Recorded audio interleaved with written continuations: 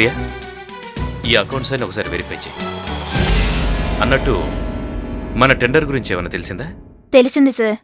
Unfortunately ఈ tender మనకి రాలేదు. చాలా తక్కువ మార్జిన్తో మిస్ అయ్యాం. అయినా మీరేం వరీ అవ్వద్దు సార్. నెక్స్ట్ టైం నుంచి దీన్ని నేను చూసుకుంటాను. Okay, no problem. ఇంతకీ టెండర్ ఎవరికి వచ్చింది? రాజేంద్ర గ్రూప్ ఆఫ్ ఇండస్ట్రీస్కి వచ్చింది సార్. అది మీ నాన్నగారి కంపెనీయే కదా మేడం, మీకు హ్యాపీగానే ఉంటుంది.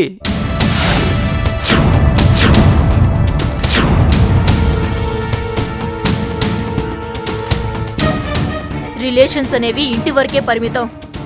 దయచేసి వాటిని ఆఫీస్ వరకు తీసుకురావద్దు. నాకు నేను పనిచేస్తున్న కంపెనీ బాగుండటమే ముఖ్యం. అది మా నాన్నగారి కంపెనీ అయినా సరే నెక్స్ట్ టైం టెండర్ మనకొచ్చేలా చేసే బాధ్యత నాది సార్. వస్తాను sir.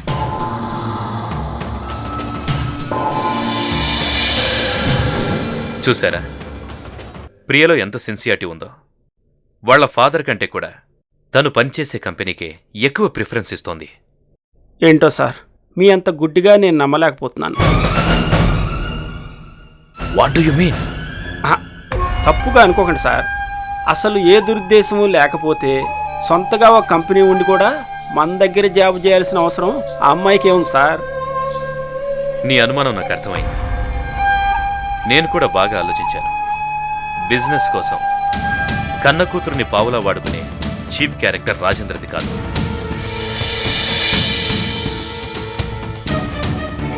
And one more thing, ప్రియకి సెల్ఫ్ రెస్పెక్ట్ ఎక్కువ. చిన్నప్పటి నుంచి వాళ్ళ ఫాదర్ ప్రతి చిన్న విషయానికి తిట్టడం వల్ల ఈగో దెబ్బతిని మన దగ్గర వర్క్ చేయడానికి వచ్చి ఉండొచ్చు. సో ప్రియ వల్ల మనకెలాంటి ప్రాబ్లం లేదు. మీ నమ్మకం మీ సార్. కాకపోతే ఇన్ని రోజులు మీ దగ్గర పనిచేస్తున్న విశ్వాసం కొద్దీ చెప్తున్నాను, నాకెందుకో ప్రియను కొంచెం దూరంగా పెడితే బాగుంటుంది అనిపిస్తుంది సార్. ఎవరిని ఎంత దూరంలో ఉంచాలో నాకు బాగా తెలుసు. ఈ విషయంలో మరీ ఓవర్గా కాన్సన్ట్రేట్ చేయకండి. ఆ కాన్సన్ట్రేషన్ ఏదో మీరు చేసే పని మీద పెట్టండి. అర్థమైందా? Okay sir. You can go.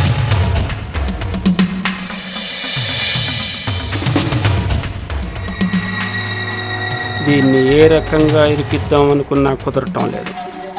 ఏదో ఒకటి ప్లాన్ చేసి తొందరగా బయటికి పంపించాలి, లేకపోతే మనకే ఎసరు పెడుతుంది.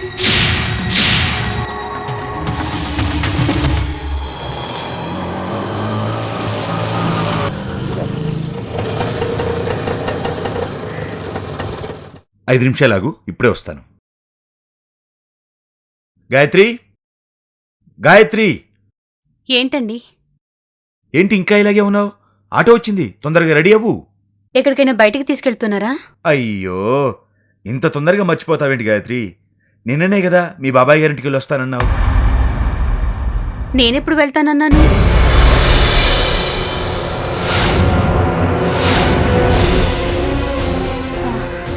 ఓ, రాత్రి డిస్కషన్లో వెళ్లేది లేంది ఆలోచిస్తానన్నాను. చూడు గాయత్రి, ఏదైనా చేయాలని ఆలోచించడం మొదలుపెట్టావంటే వెంటనే చేసేయాలి. లేదంటే చేసేంతవరకు ఆలోచిస్తూ కూర్చోవాలి. అది కాదండి, అక్కడ పిన్ని బాబాయ్ అందరూ ఉంటారు. వాళ్ళందరినీ ఒక్కసారిగా ఫేస్ చేయాలంటే ఎంత ప్రయత్నిస్తున్నా నాకు ధైర్యం చాలట్లేదండి. నువ్వు అనవసరంగా ఏదేదో ఊహించుకుని భయపడుతున్నావు. కానీ ఒక్కసారి ధైర్యం చేసుకుని కలిసావంటే ఉన్న టెన్షన్స్ అన్నీ తీరిపోతాయి. పోనీ నీకొక్కదానికి వెళ్ళడానికి భయం అనిపిస్తే నేను కూడా వస్తాను. వద్దండి, మా ఊళ్ళో మీకు జరిగిన అవమానాలు చాలు. ఇప్పుడు వీళ్ళు కూడా మిమ్మల్ని అవమానిస్తే నేను తట్టుకోలేను. ముందు నేను వెళ్ళొస్తాను. అక్కడ సిచ్యువేషన్ని బట్టి మిమ్మల్ని తీసుకెళ్తాను. సరే, నువ్వు వెంటనే డ్రెస్ మార్చుకుని వచ్చేసేయ్. ఆటో వెయిట్ చేస్తుంది. సరే.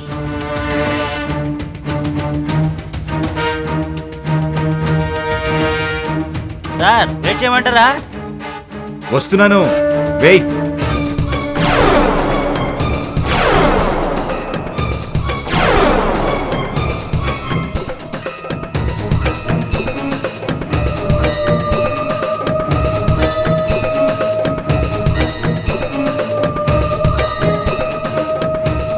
జాగ్రత్త, వెళ్ళు.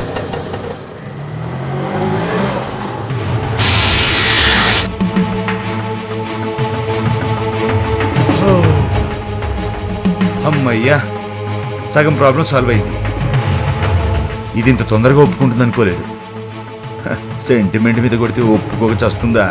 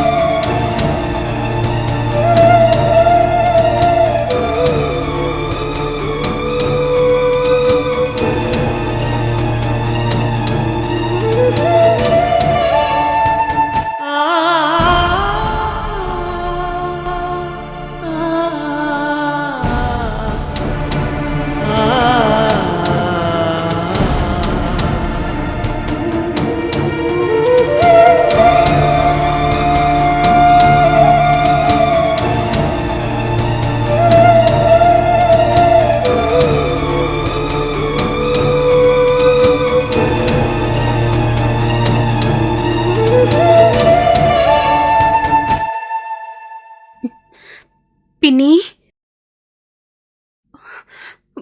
పిన్ని, పిన్ని,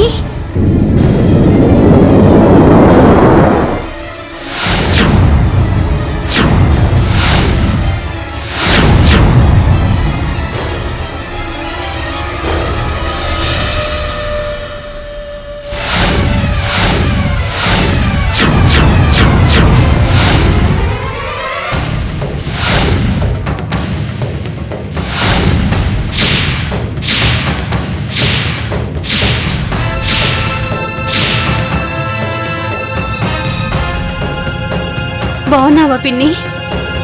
గాయత్రి, నువ్వా? ఇంకా బ్రతికే ఉన్నావా? చచ్చిపోయావన్నారే.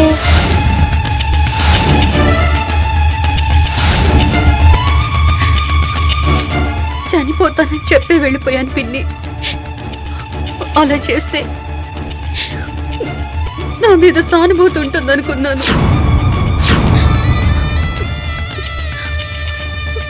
కానీ నేను చేసిన పనికి అమ్మా నాన్నలు చనిపోయారని తెలిసి అప్పుడే చనిపోయి ఉంటే బాగుండని ఇప్పుడు అనిపిస్తోంది పిన్ని. చచ్చిందనుకుంటే ఇలా వచ్చి షాక్ ఇచ్చిందేంటి? దీని పరిస్థితి చూస్తుంటే ఎవడి చేతిలోనో మోసపోయి తిరిగొచ్చినట్టుంది. ఎట్టి పరిస్థితుల్లోనూ ఇది బ్రతుకున్న విషయం ఆయనకి గాని భార్గవికి గాని తెలియకూడదు. తెలిసిందనుకో, ఇది చెప్పే దిక్కుమాలి కథలన్నీ విని దీన్ని కూడా ఇంట్లో ఉండనిస్తాడు.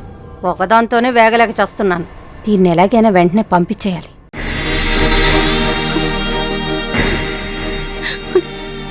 అదేంటి పిన్ని, నీకు కూడా నా మొహం చూడటం ఇష్టం లేదా? నేను చేసింది తప్పే, దిద్దుకోలేని తప్పు చేశాను.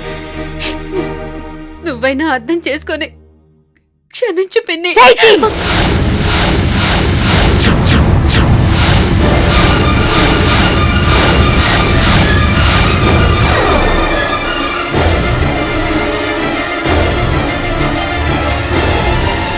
ఎలా క్షమించమంటావే?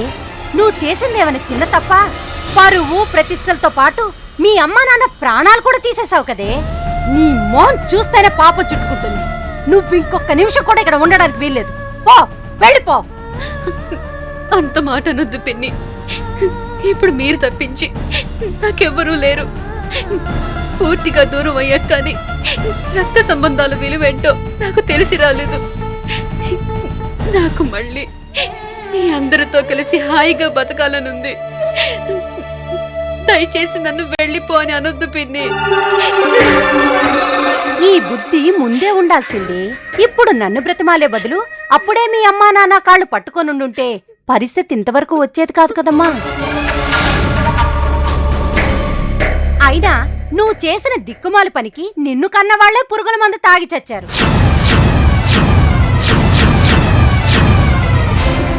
ఈ ఏ ధైర్యంతో నిన్ను నా ఇంట్లోకి రమ్మనమంటానే? రేపు పొద్దున్న నిన్ను ఆదర్శంగా పెట్టుకొని నా కూతుళ్ళు తలా ఒకటితో లేచిపోయారనుకో, అమ్మో అమ్మో అమ్మో అమ్మో ఆలోచిస్తుంటేనే భయం పుట్టిపోతుంది. అప్పుడు నీ తల్లిదండ్రులాగే నేను నా మొగుడు కూడా ఏ పురుగుల మంద తాగి చావాల్సి ఉంటుంది. చూడమ్మా, ఇప్పుడు నీ చెల్లెలు జరిగిందంతా మర్చిపోయి సంతోషంగా ఉంటోంది. ఇప్పుడు మళ్ళీ నీ ఏడుపుగొట్టు మొహం దానికి చూపించి పాత కథవంతా గుర్తు చేయకమ్మా.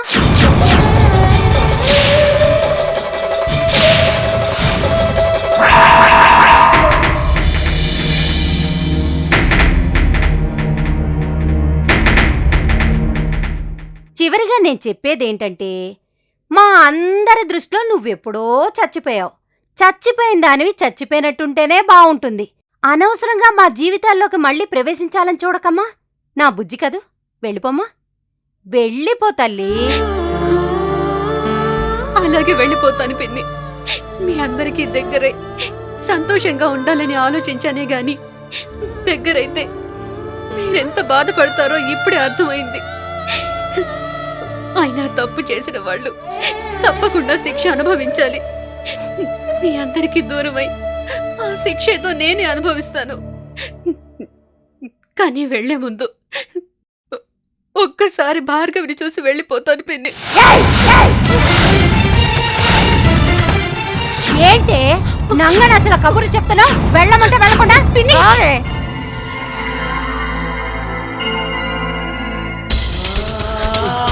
పిన్ని.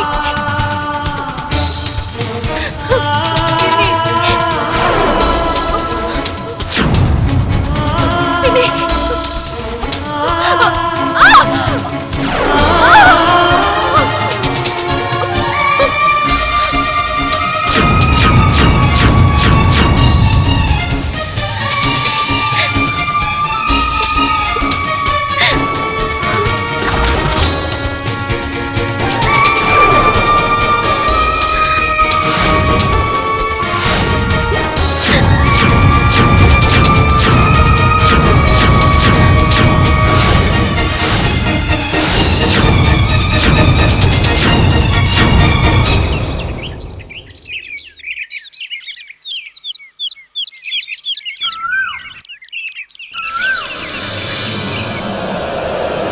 ఏంటే అలా చూస్తున్నావు?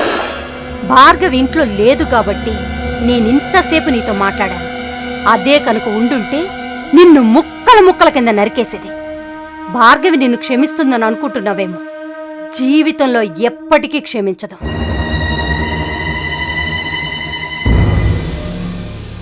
అర్థమైందా? ఏయ్! ఇంకొక్కసారి ఇంటి గుమ్మం వైపు చూసావనుకో, భార్గవి కాదు, నేనే నిన్ను చంపేస్తాను.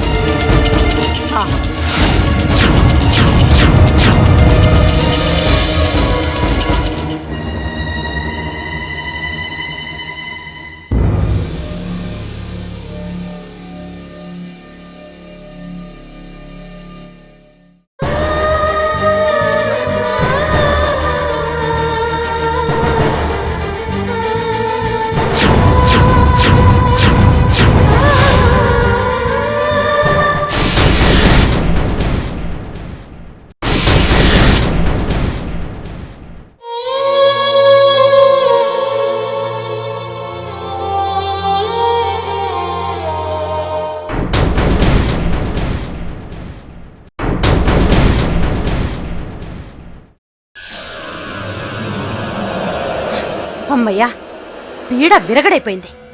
ఆ గాయత్రి ఉండగాని ఈ భార్గవి ఎక్కడొచ్చేస్తుందోనని తెగ భయపడి చచ్చాను. దరిద్రం వదిలిపోయింది.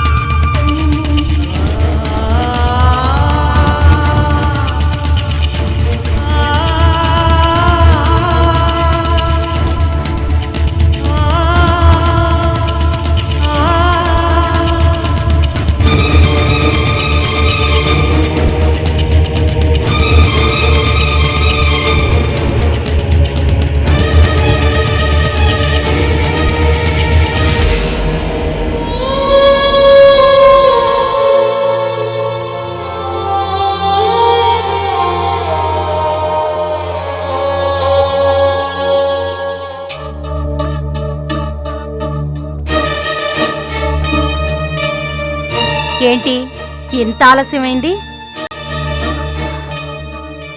ఆటో దొరకలేదు పిన్ని. నడుచుకుంటూ వచ్చేసరికి లేట్ అయింది. ఇన్నాళ్లకు మంచి పని చేసావులే. పర్వాలేదులేమ్మా.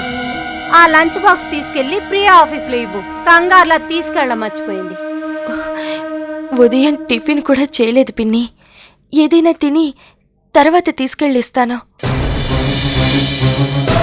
ఏంటి ఎప్పుడు చూసినా ఆవురుగొట్టు దానిలాగా తిండి గొడవేనా?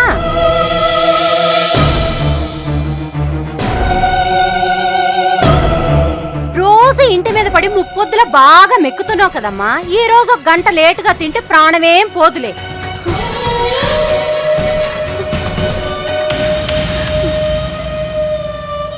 అవతల నా కూతురు ఆఫీసులో పని చేసి చేసి అలసిపోయి ఉంటుంది. ముందు ఆ టిఫిన్ తీసుకెళ్ళి ఇవ్వు.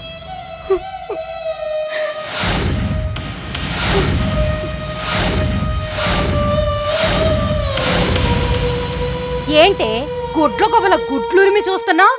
ఒక్క పూట మెక్కనంత మాత్రాన్నేం చచ్చిపోలేమా. వెళ్ళు, లంచ్ బాక్స్ తీసుకొని వెళ్ళు. వెళ్ళవే.